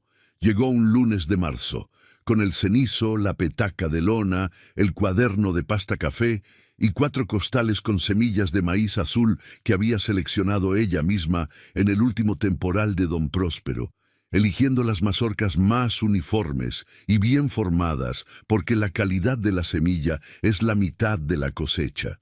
Y empezó. La casa primero. No porque la casa fuera lo más urgente, sino porque el estado de la casa determina si la persona que vive ahí puede pensar bien o está demasiado ocupada, adaptándose a las incomodidades para pensar. Graciela reparó las grietas del adobe con una mezcla que preparó ella misma, paja y tierra y agua, en las proporciones que había aprendido viendo trabajar a los albañiles en el nopal de la loma. Reparó el tejado reemplazando las tejas rotas por tejas que consiguió en Jalostotitlán. Instaló una ventana en la pared norte que no tenía ninguna, porque la ventana del norte en los Altos da luz sin dar calor directo, y eso cambia la temperatura interior en los meses de verano. El pozo después. Graciela lo revisó el primer día, bajando a la boca con una lámpara de aceite para examinar el estado del brocal interior y el nivel del agua. Encontró que el desfogue natural del pozo estaba parcialmente bloqueado por un depósito de calcio que había ido acumulándose con los años y que limitaba el rendimiento. Pasó una tarde entera limpiando ese depósito con la palanca de hierro que encontró en el corral, que era exactamente la herramienta que necesitaba, aunque no hubiera sido puesta ahí para ese propósito. Al día siguiente, el pozo daba 1/3 más de agua. El potrero después del pozo. Graciela usó el método documentado en el cuaderno, quemas controladas del pasto viejo en las zonas más deterioradas, seguidas de siembra rápida del pasto de restablecimiento, con un sistema de rotación que dejaba que cada sección descansara el tiempo suficiente para recuperar lo que había dado. La quema controlada era el paso que más cuidado requería. Había que hacerla en las condiciones correctas, con viento mínimo, con el terreno suficientemente seco para que prendiera, pero no tan seco que se extendiera más de lo planeado, con el perímetro de control establecido antes de prender la primera llama. Graciela lo hizo sola, con el rastrillo en la mano para controlar los bordes, en 3 quemas separadas de distintos sectores del potrero a lo largo de 2 semanas. Los vecinos del rancho más cercano, que eran un matrimonio de edad avanzada que habían comprado su propiedad 2 generaciones antes, vieron el humo desde su corredor y llegaron a investigar. Encontraron a Graciela al centro del potrero con el rastrillo y la calma de quien sabe exactamente lo que está haciendo. El hombre le preguntó si necesitaba ayuda. Graciela dijo que si podían quedarse a un lado del lindero con cubetas de agua por precaución, que ella agradecía. Se quedaron. No fue necesaria el agua. Cuando la quema terminó, el potrero sur tenía la superficie negra y limpia que precede al rebrote, y los vecinos se fueron diciendo entre ellos, en voz baja pero no tan baja que Graciela no oyera, que esa mujer sabía lo que hacía. Contrató 2 peones de temporada cuando llegó el tiempo del corte, hombres del pueblo más cercano que al principio la miraban con esa evaluación que ya no la perturbaba. Los resultados de la primera cosecha no fueron espectaculares, pero fueron sólidos. El maíz azul rindió lo que era razonable esperar de tierra en primer año de manejo nuevo. El pasto del potrero había mejorado visiblemente en las secciones tratadas. El pozo seguía dando agua limpia y más de la que había dado el año anterior. Graciela anotó todo en el cuaderno. Los números exactos, las observaciones sobre el comportamiento del suelo en diferentes partes del terreno, las decisiones tomadas y los resultados producidos. Y empezó a planear el segundo año con la información del primero en las manos. Fue en ese primer año, en el Encinal, a los 6 meses de haber llegado, cuando el cuerpo de Graciela le presentó la cuenta de todo lo que había exigido sin descanso. No fue una enfermedad, fue el agotamiento acumulado, que es más difícil de diagnosticar que una enfermedad porque no tiene fiebre ni síntomas claros, solo ese cansancio que no cede con una noche de sueño, ni con 2, ni con una semana. Ese cansancio que está en los huesos y que cuando uno se levanta ya está ahí, esperando. Fue en la temporada seca, cuando el potrero sur mostraba señales de estrés hídrico y el pozo había bajado 2 palmos, y Graciela estaba calculando si el agua alcanzaría para el riego de emergencia que los animales necesitaban. Los números cuadraban, pero sin margen de error, sin margen de imprevisto, sin margen de nada que no hubiera sido ya calculado. Se sentó en el corredor esa tarde con el cuaderno en las piernas y los números en la mano, y tuvo, por primera vez desde que había salido del nopal de la loma, una duda que no era sobre una decisión específica, sino sobre el camino entero. Se preguntó si valía la pena, si los 8 años de camino desde esa mañana de Jalostotitlán, cuando salió sin pago y sin derecho a despedirse, tenían algún destino real o si simplemente eran años de trabajo sin descanso que iban a seguir siendo años de trabajo sin descanso hasta que el cuerpo no pudiera más. No era una pregunta dramática, era una pregunta física que nace del cuerpo cansado y no del corazón, y que el corazón tampoco sabe contestar bien cuando está cansado. El cenizo metió el hocico por la ventana del corredor, como hacía cada tarde cuando quería atención o cuando simplemente quería estar cerca, que en los caballos viejos es lo mismo. Graciela lo miró. Pensó en el día que salió de la hacienda con ese caballo al cabestro, flaco y cojeando, destinado a morir según la opinión de todos. Pensó en la ranilla limpiada con la punta de la navaja a la luz de las brasas de mezquite. Pensó en Ignacia, siempre se está construyendo, eso es lo bueno. Se levantó. Fue al escritorio donde tenía los documentos del rancho, sacó la hoja de proyección del año siguiente que había preparado 3 semanas antes y empezó a hacer los ajustes que la situación del Potrero Sur requería. Ajustó el calendario de riego, redujo el jato temporalmente para bajar la demanda de agua. Calculó el ciclo de recuperación del pozo basado en las lluvias históricas de la región que había anotado en el cuaderno en el año anterior. Trabajó hasta que oscureció y ya no pudo ver bien los números. Cuando terminó, los ajustes estaban hechos y el rancho estaba en equilibrio. Se calentó atole, lo tomó de pie en la cocina y se fue a dormir. Esa fue la única noche de duda. No porque Graciela fuera invulnerable, sino porque la respuesta que el trabajo le dio a la duda fue más sólida que la duda misma. Y esa solidez no era fe ni era ilusión. Era evidencia. Era el cuaderno lleno de años de decisiones correctas y sus resultados. Era el Potrero Sur, que todavía estaba en pie cuando podría haber estado muerto. Era el cenizo con 20 años y los ojos brillantes pastando en el mejor terreno del rancho. Era lo suficiente. Fue en ese primer año en el Encinal cuando llegó a verla Ignacia Murillo. No la había buscado en los años transcurridos. Habían pasado casi 5 años desde la mañana del rancho cerca de Teocaltiche. Ignacia había llegado a Tepatitlán por sus propios caminos. Había preguntado por Graciela con el doctor Fuentes, que la recordaba bien, y había llegado al rancho una tarde de mayo, cuando el encinar estaba en ese verde nuevo que tienen los árboles al inicio de la temporada de lluvias. Se saludaron como se saludan las personas que no necesitan explicar el tiempo transcurrido, porque la relación entre ellas no depende del tiempo, sino de lo que pasó y de lo que cada quien hizo con lo que pasó. Ignacia se quedó 3 días. Los 3 días caminaron el rancho juntas sin apresurarse, revisaron el cuaderno página por página, caminaron los linderos del terreno que Graciela todavía no había terminado de conocer en todas sus posibilidades. La segunda noche, sentadas en el corredor con café recién hecho y el ruido de los grillos llenando el silencio de los altos, Ignacia dijo sin preámbulo: «Ya encontró para qué sirve lo que sabe». Graciela dijo que todavía estaba construyendo. Ignacia dijo: «Siempre se está construyendo. Eso es lo bueno». Y luego dijo algo más: «No regrese al lugar que la echó para demostrar nada. Regrese cuando la hacienda lo necesite más de lo que usted necesita demostrar algo. Que ese día va a llegar. Y cuando llegue va a ser diferente de lo que imagina.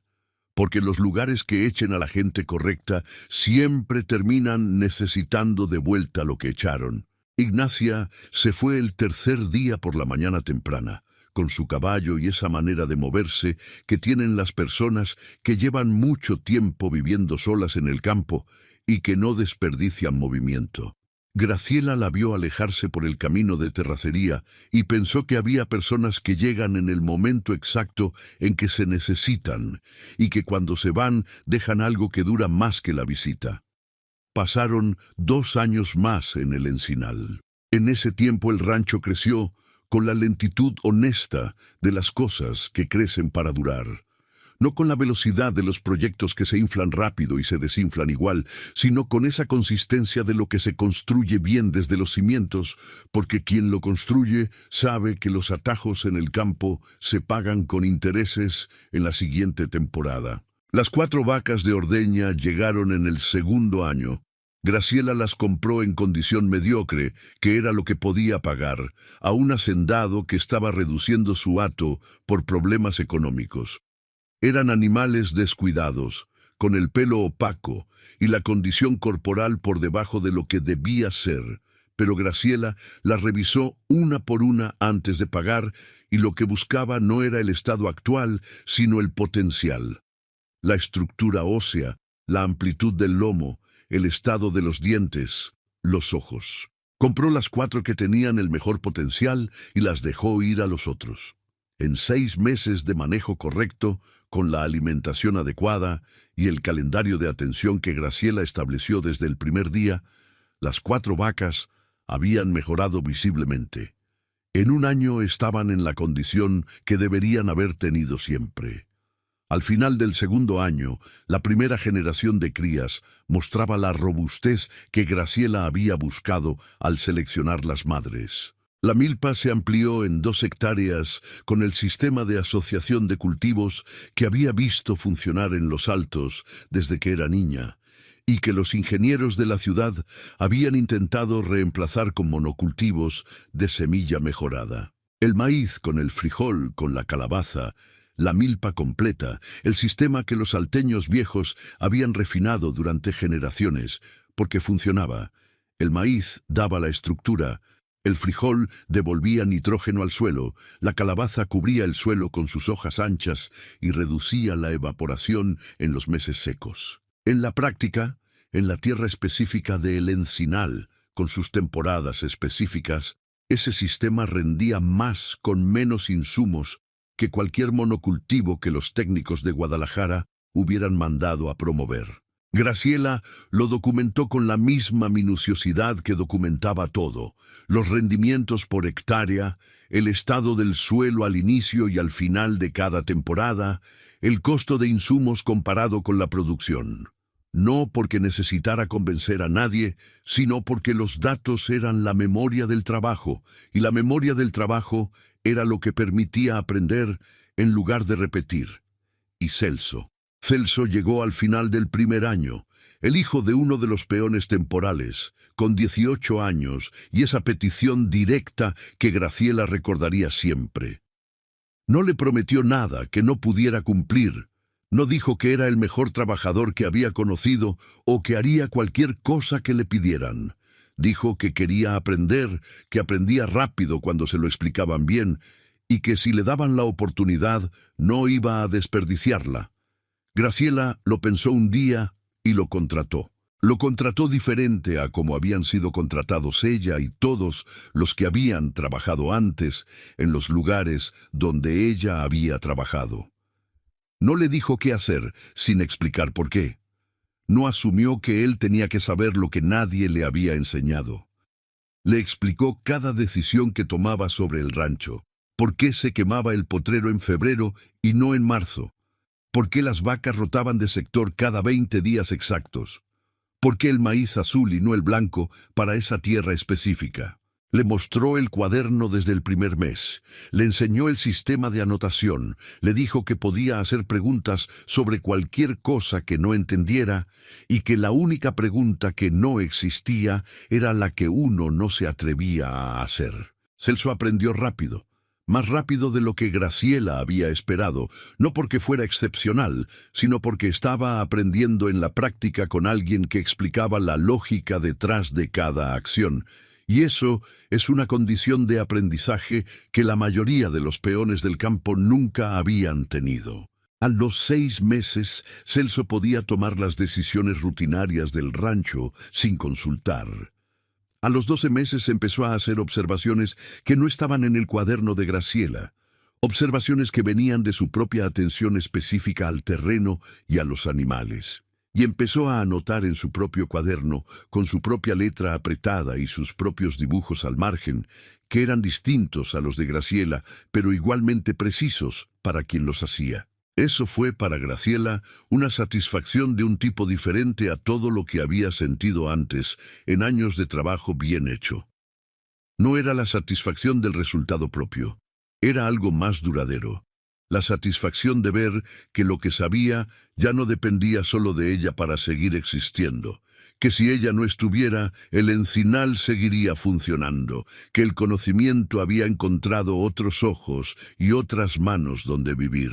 En ese momento, aunque no se lo dijera a nadie, Graciela entendió que había terminado de construir la primera parte de lo que necesitaba construir. La noticia de que el nopal de la Loma estaba en proceso de venta forzada llegó a Graciela a través del banco, no de los rumores. Rodolfo Espinosa mandó a un empleado con un recado que decía que había una propiedad en Jalostotitlán con características de compra favorables para compradores con historial sólido y que, dado el expediente de Graciela, él consideraba que la información debía llegarle antes de que se publicara abiertamente. El nombre de la propiedad no aparecía en el recado. Graciela fue a Tepatitlán al día siguiente.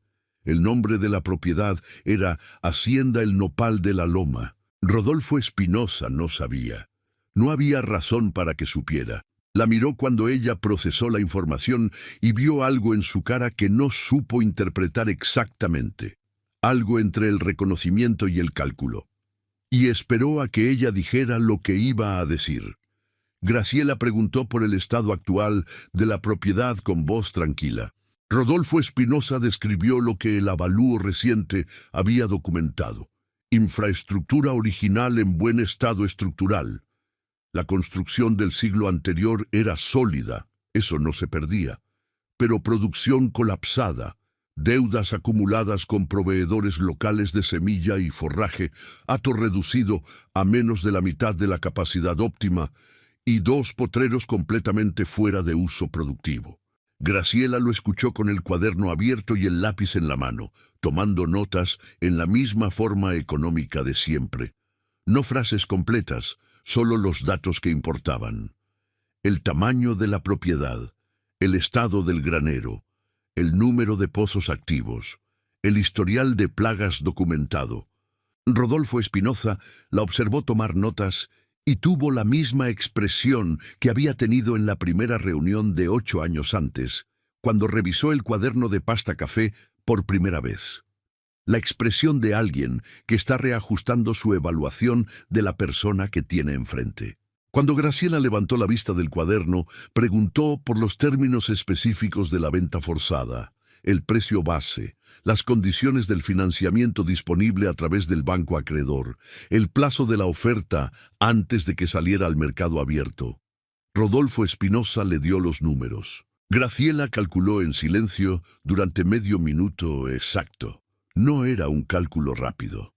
Era el tipo de cálculo que involucra el valor de El Encinal, el estado de su crédito después de 7 años de pagos puntuales sin un solo retraso, el flujo de los últimos 3 años con sus variaciones estacionales, la deuda restante del préstamo original, la capacidad de absorber una deuda nueva sin descapitalizar lo que ya había construido, y el potencial real de recuperación del nopal de la loma bajo un manejo competente. Era un cálculo que había hecho antes, en abstracto, en varios momentos de los últimos 2 años, cuando las noticias de la decadencia de la hacienda llegaban y ella las guardaba en ese lugar interior donde guardaba las cosas que todavía no sabía para qué iban a servir. Lo había hecho con números hipotéticos. Ahora tenía los números reales. Los números cuadraban, no con holgura, con el margen ajustado de quien ha aprendido que los márgenes ajustados se manejan con trabajo y con atención, y no con desesperación, y que el trabajo y la atención eran exactamente las 2 cosas que ella tenía. Dijo, «Quiero hacer una oferta».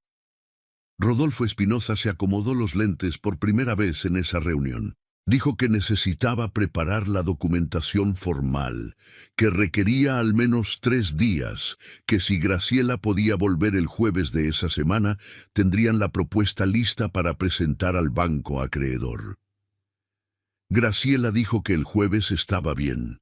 Salió del banco, fue hasta el cenizo que esperaba amarrado al fresno de siempre y se quedó parada un momento con la mano en el pescuezo del caballo. El cenizo tenía 17 años. Estaba en mejor condición de la que había estado en toda su vida, porque Graciela lo había atendido con ese cuidado metódico que ponía en todo lo que valía la pena cuidar. Su pelaje casi blanco brillaba en la luz de la tarde, y sus ojos tenían esa calma profunda de los animales que llevan mucho tiempo al lado de alguien que los conoce bien. Graciela pensó en el día que lo habían sacado de los establos del nopal de la loma para entregárselo como humillación final, en la astilla de la ranilla, en las 2 semanas junto a los burros de Ignacia. Pensó en lo que Ignacia había dicho: no regrese para demostrar nada, regrese cuando la hacienda lo necesite más de lo que usted necesita demostrar algo. Ese día había llegado. La oferta tardó 3 semanas en formalizarse. 3 visitas técnicas a la propiedad, cada una con Rodolfo Espinoza y un valuador del banco, cada una recorriendo secciones diferentes. En las 3 visitas fue recibida como compradora potencial. Nadie que estuviera en la hacienda en ese momento tenía por qué saber quién era, porque 8 años y la distancia que crea el tiempo habían cambiado a Graciela de maneras que iban más allá de lo físico. No era solo que el pelo tuviera algunas canas o que el cuerpo tuviera el peso diferente de quien ha trabajado al aire libre durante años. Era la postura. Era la voz, que no pedía lugar en las conversaciones, sino que lo ocupaba directamente. Era la manera de caminar una propiedad, de hacer preguntas, de tomar notas en el cuaderno, que era el lenguaje de alguien que sabe lo que tiene enfrente y lo evalúa en sus propios términos.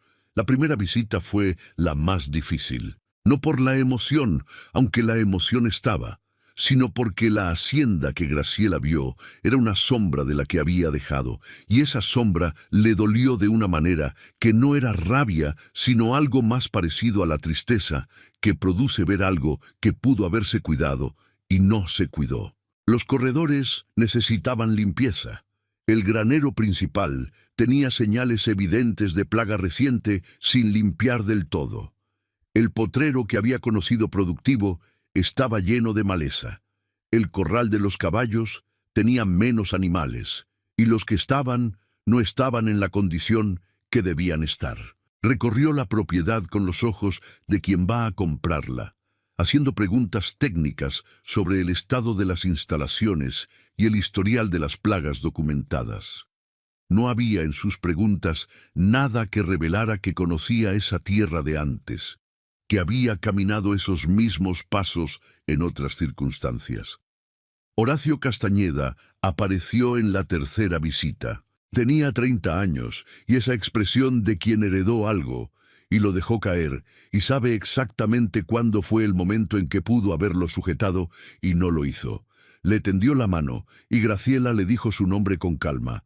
Graciela Paredes, de El Encinal, Jalostotitlán. Horacio le estrechó la mano y fue correcto y educado. No la reconoció. Graciela no esperaba que la reconociera.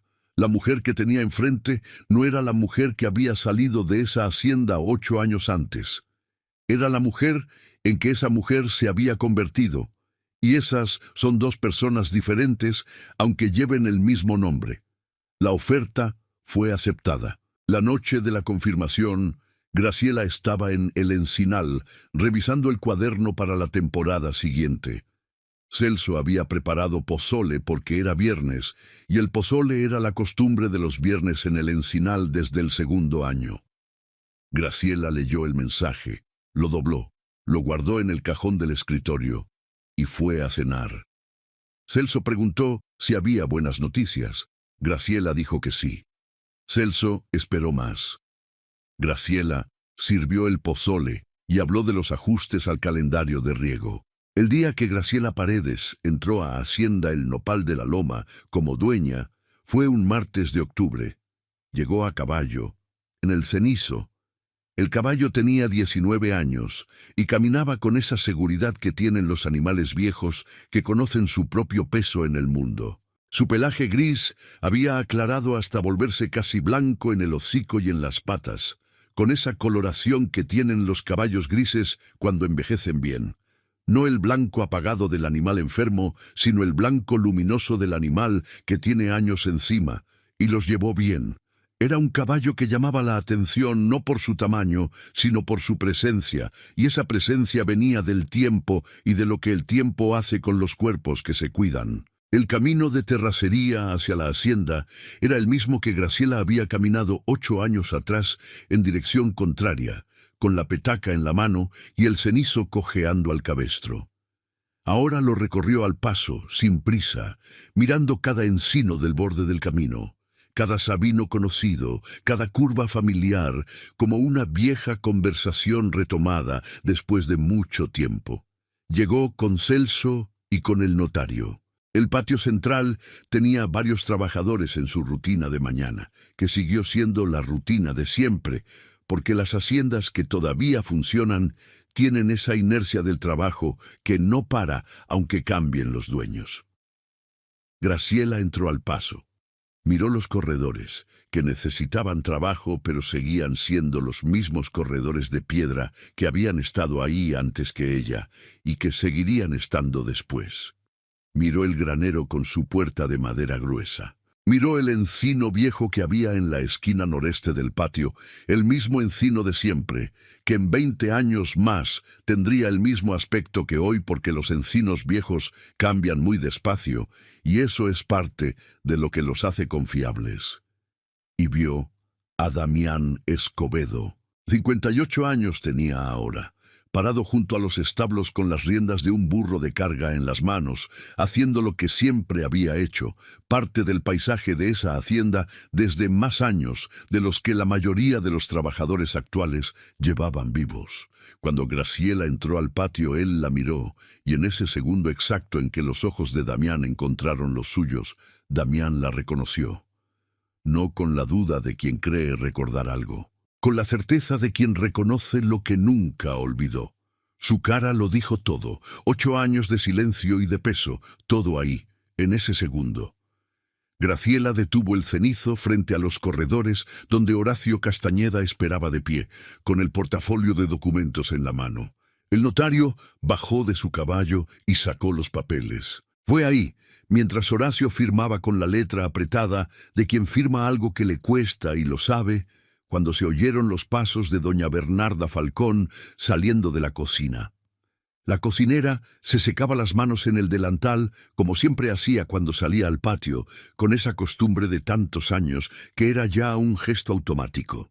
Y cuando levantó la vista y vio a Graciela en ese patio, sobre ese caballo casi blanco, con el cuaderno asomándose de la bolsa lateral de la silla, los ojos de doña Bernarda se abrieron de una manera que contenía, de golpe, 8 años de historia sin contar. La reconoció. Graciela la miró sin prisa. No hubo palabras entre ellas en ese momento, solo la mirada, que entre las mujeres a veces dice más de lo que cualquier conversación podría decir, y que decía todo lo necesario sobre lo que había pasado y lo que estaba pasando ahora. Cuando las firmas estuvieron puestas y el notario guardó los documentos y Horacio Castañeda metió su copia en el portafolio, Graciela se bajó del cenizo con ese movimiento limpio de quien lleva toda la vida montando, y Damián Escobedo caminó desde los establos. Caminó despacio, con el paso de los hombres que cargan algo pesado, aunque no traigan nada visible en las manos, y cuando llegó hasta donde estaba Graciela, se quitó el sombrero con las 2 manos y dijo, con la voz grave y directa de quien ha esperado decir algo durante mucho tiempo y que finalmente ha encontrado el momento. Yo lo supe desde ese día, señora Graciela. Yo lo supe y no dije nada. Y eso me ha pesado todos estos años. Que me perdone si puede. Graciela lo miró durante un segundo. Luego dijo, ya pasó, Damián. Y luego dijo, lo que necesito ahora es alguien que conozca bien esta propiedad. ¿Puede ayudarme con eso? Damián Escobedo se puso el sombrero y dijo que sí. Los días siguientes fueron los días de la evaluación real. Graciela recorrió la hacienda con Celso y con Damián, sección por sección, con el cuaderno en la mano y el mismo sistema de observación que había aplicado en cada terreno que había trabajado en los 8 años anteriores. Registró el estado de cada potrero, de cada tramo del sistema de riego, del granero, de los corrales. Anotó lo que funcionaba y lo que no, los problemas urgentes y los problemas de mediano plazo, las posibilidades que la infraestructura original todavía tenía. El granero la detuvo más tiempo que las otras áreas. Era el mismo granero donde 15 años atrás había detectado los primeros gorgojos por el olor antes de que nadie más los viera. Lo recorrió con Damián, que la acompañó con esa actitud de quien muestra algo que le da vergüenza mostrar. El estado era peor de lo que el avalúo había documentado. No solo había señales de la última plaga sin limpiar del todo, sino que el piso de madera tenía humedad infiltrada en 2 secciones que nadie había atendido en años, y la humedad en el piso de un granero es el preámbulo de problemas que cuestan más entre más se dejan. Graciela lo anotó todo con precisión. El problema del granero era urgente, el problema de los potreros era importante, pero podía esperar una temporada. El problema del sistema de riego del sector norte era el de mediano plazo más crítico. Damián la miraba anotar y luego dijo en voz baja casi para sí mismo: «Usted vio lo del granero hace 10 años, antes de que hubiera problema, y le dijeron que estaba equivocada». Graciela levantó la vista del cuaderno. Dijo: «Sí, lo que importa ahora es que no vuelva a pasar». Damián asintió con el peso específico de los hombres que asumen una responsabilidad sin que se la pidan explícitamente. Don Severo Ochoa se presentó al tercer día. Era un hombre viejo ya, con ese aspecto de los hombres que han tenido poder mucho tiempo y que cuando ese poder empieza a irse, el cuerpo lo muestra antes de que la cara lo reconozca. Llegó a la oficina donde Graciela estaba revisando los registros y se detuvo en la puerta con los brazos cruzados. Había en su postura esa mezcla de orgullo y rendición que tienen los hombres cuando saben que perdieron, pero no quieren que se les note demasiado que lo saben. Dijo con la voz de quien ha tomado una decisión que no quería tomar: «Entiendo que mi tiempo aquí ha terminado». Graciela levantó la vista de los documentos y lo miró directamente, sin apresurarse y sin mirar hacia otro lado. Dijo: «Sí, ha terminado», dijo. «Tiene hasta el final del mes para recoger lo suyo». Don Severo asintió, giró y se fue. No hubo palabras sobre el pasado. El pasado estaba ahí, entre los dos, pesando lo que pesaba, tan presente como el encino viejo en la esquina del patio y tan imposible de ignorar. Pero Graciela no necesitaba nombrarlo para que la diferencia entre los dos pesos fuera real. Para don Severo, el peso de haber echado a alguien con una mentira y haber visto a esa persona volver como propietaria de lo que se supuso que había abandonado para siempre. Ese es el peso que no descansa, porque no hay manera de pagarlo y no hay manera de deshacerlo.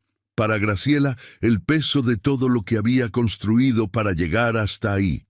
Ese peso tiene un nombre diferente. Se llama fundamento. La primera cosa que Graciela cambió fue el sistema de revisión del granero. No lo declaró como cambio. Le dijo a Damián que iba a establecer un calendario de revisión periódica. Le explicó los criterios y le pidió que se lo explicara a los peones con la misma claridad con que ella se lo había explicado a él. La segunda cosa fue el manejo del agua en los potreros deteriorados. Una temporada completa de trabajo, con canales que redirigir y tierra que recuperar con paciencia. La tercera cosa que cambió no era del orden técnico.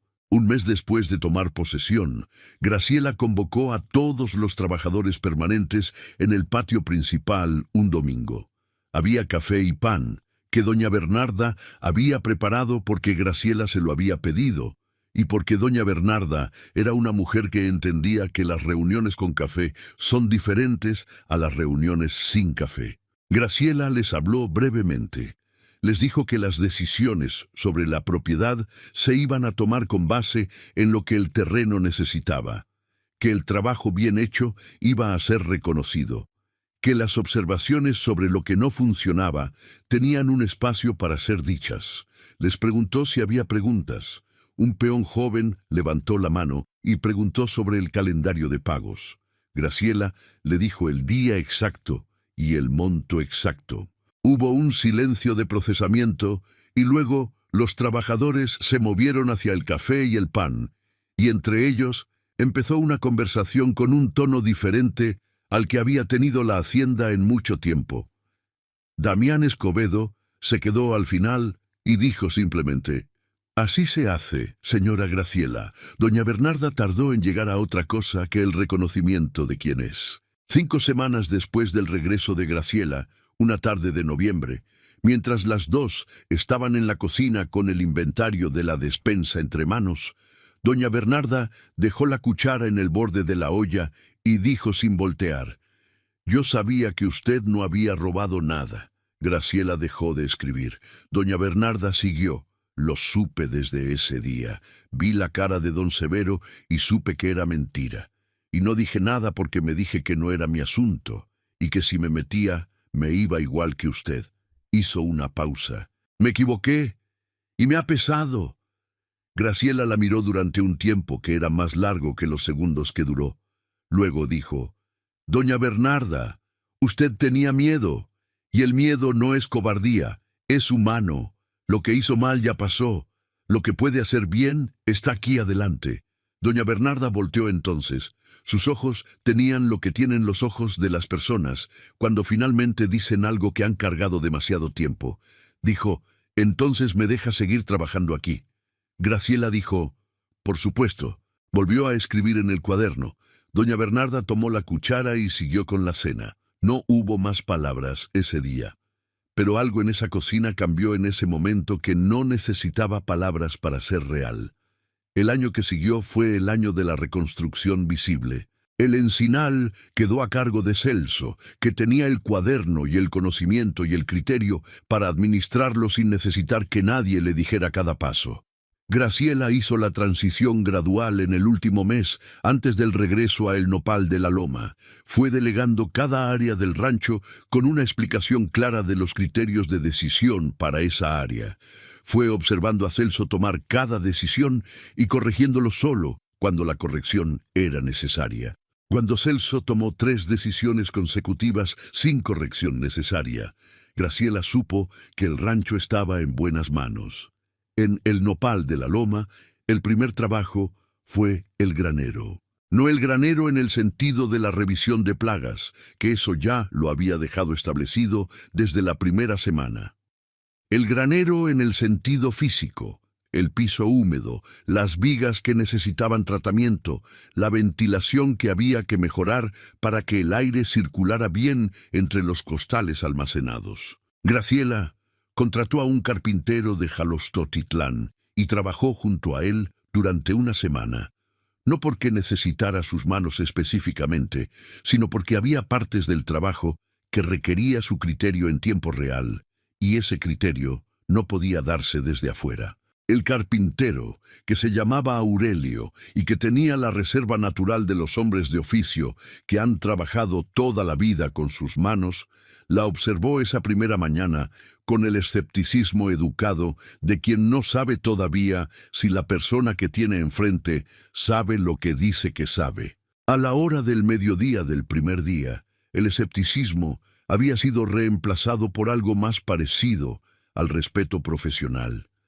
No porque Graciela hubiera impresionado a nadie, ni porque hubiera dicho o hecho nada para demostrar nada, sino porque las preguntas que le hacía al carpintero eran exactamente las preguntas correctas, las que venían de alguien que entendía el problema y quería entender la solución, no las que venían de alguien que estaba jugando a entender. El granero quedó en condiciones en 10 días.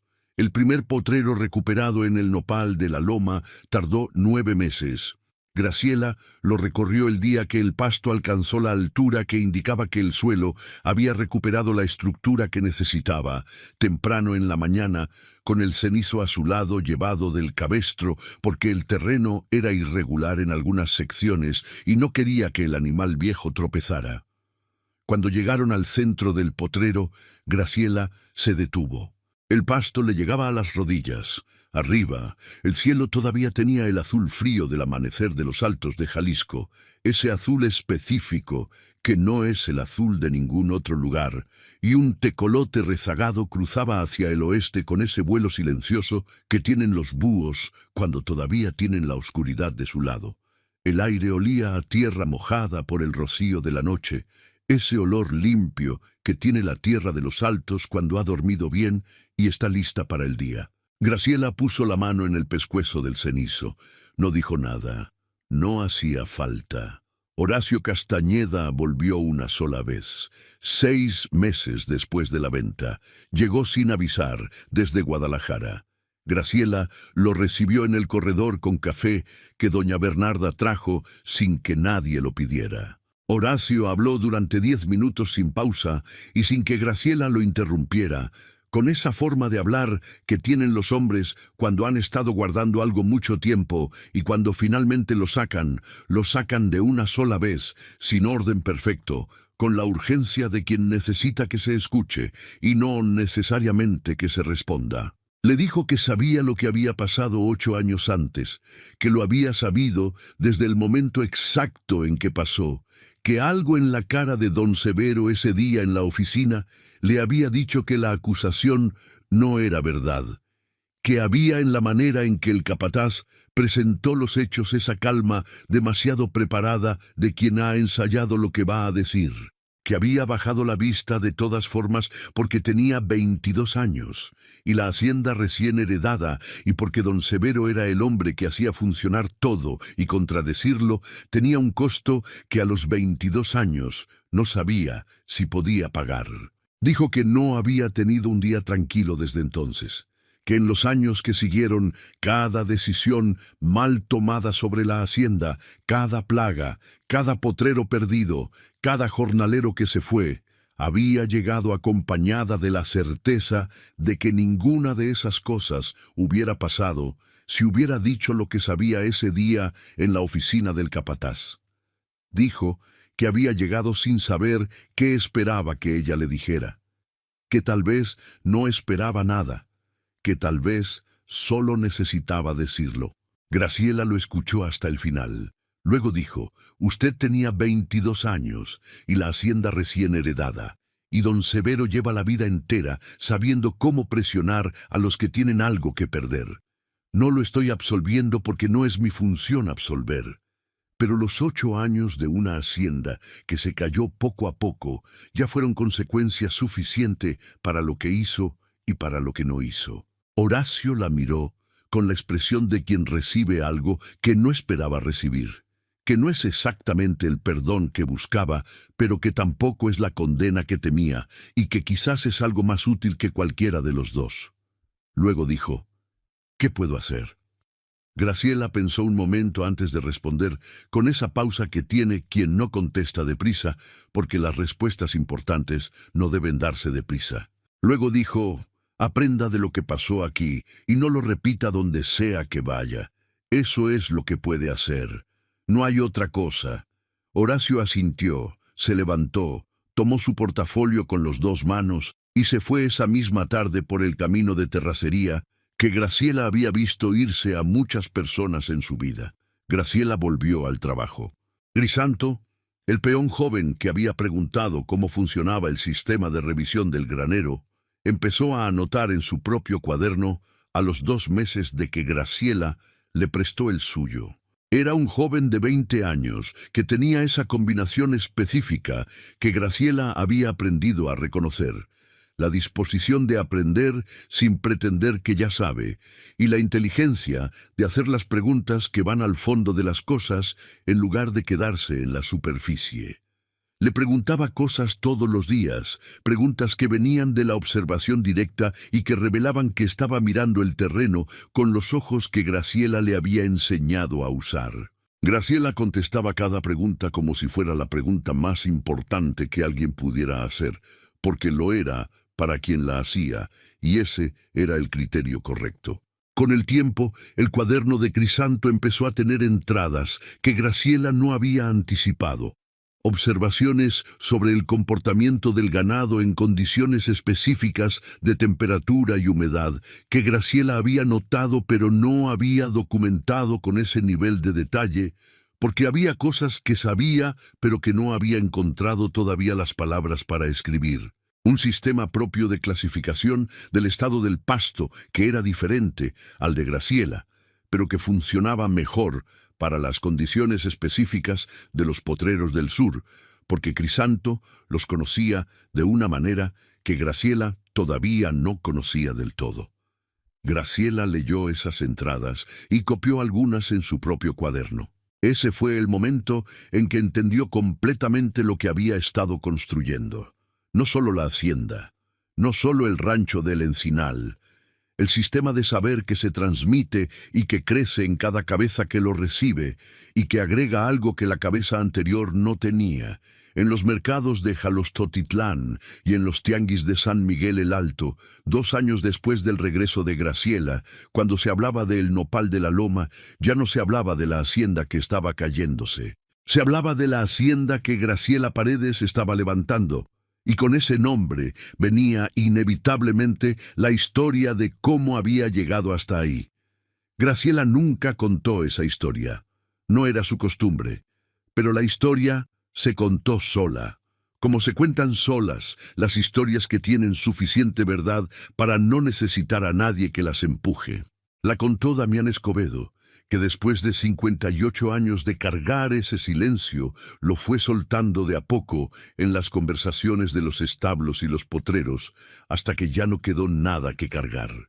La contó doña Bernarda Falcón, que lo decía a sus maneras cuando alguien le preguntaba cómo era trabajar con la nueva patrona. No lo contaba como chisme ni como historia de escándalo.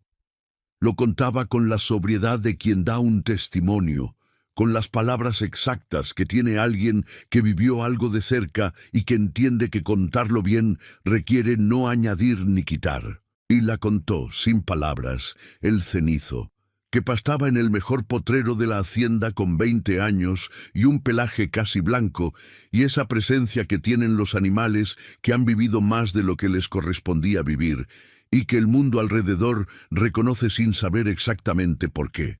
En los tianguis y en los mercados de los Altos, la historia de Graciela Paredes fue tomando la forma que toman las historias cuando tienen suficiente verdad para sobrevivir sin adorno. No se exageró, porque la verdad no la necesitaba. No se minimizó, porque minimizarla hubiera sido una mentira de otro tipo. Se contó como había pasado. Una mujer con 15 años de trabajo honesto, echada con una mentira, que salió con un caballo moribundo, y 8 años después volvió como propietaria de la misma hacienda. La fuerza de esa historia no estaba en el regreso. Estaba en los 8 años de en medio, que eran los años que la mayoría de las personas no hubieran tenido la constancia para vivir. Un domingo de feria en Jalostotitlán, 2 años después del regreso de Graciela, cuando ella pasó por la plaza en el cenizo, camino al mercado con el cuaderno asomándose del morral de la silla, un grupo de rancheros viejos que estaban sentados en las bancas de la plaza hicieron algo que en los Altos de Jalisco en los años 50 no era un gesto menor. Se levantaron, no todos a la vez, primero uno, el más viejo del grupo, un hombre de pelo completamente blanco que tenía en el cuerpo la postura de los hombres que han montado toda la vida y que incluso de pie parecen estar sobre un caballo. Luego otro, y luego todos, de uno en uno, con los sombreros en la mano.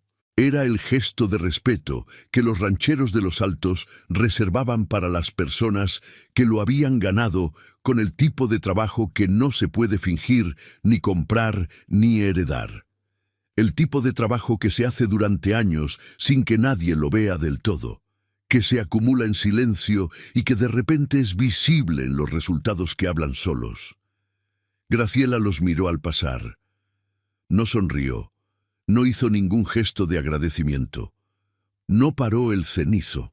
Siguió de frente, al paso, como quien no necesita detenerse porque el camino continúa y siempre hay trabajo por delante y el trabajo es más importante que el reconocimiento, aunque el reconocimiento, cuando llega de las personas que lo han ganado ellas mismas, tiene un sabor diferente a todo lo demás. Pero adentro, en el lugar donde guardaba las cosas que no necesitaban palabras, Graciela Paredes supo que ese momento era todo lo que había construido hecho visible de una sola vez. Las 2 semanas en el rancho de Ignacia, los 3 meses con Evaristo en el monte, los 2 años con el doctor Fuentes y la letra que aprendió a escribir limpia, los 5 años con don Próspero y el Potrero Sur, que se recuperó cuando todos decían que no iba a recuperarse. Los 2 años de el encinal construido con las propias manos, desde el adobe de la casa hasta el trazo del canal de riego. Todo eso hecho visible en el gesto de unos hombres viejos levantándose de una banca de la plaza. Siguió caminando. Aquella petaca de lona que cargó el día que la echaron todavía estaba en su cuarto, en un rincón contra la pared. No la guardaba por nostalgia, que la nostalgia era un lujo que Graciela nunca había tenido tiempo de cultivar. La guardaba como se guardan las cosas que enseñan algo importante, que a veces lo único que se necesita es lo que cabe en las manos y la certeza de que las manos saben trabajar, que el punto de partida no determina el punto de llegada, que lo que te quitan puede ser el principio de lo que construyes.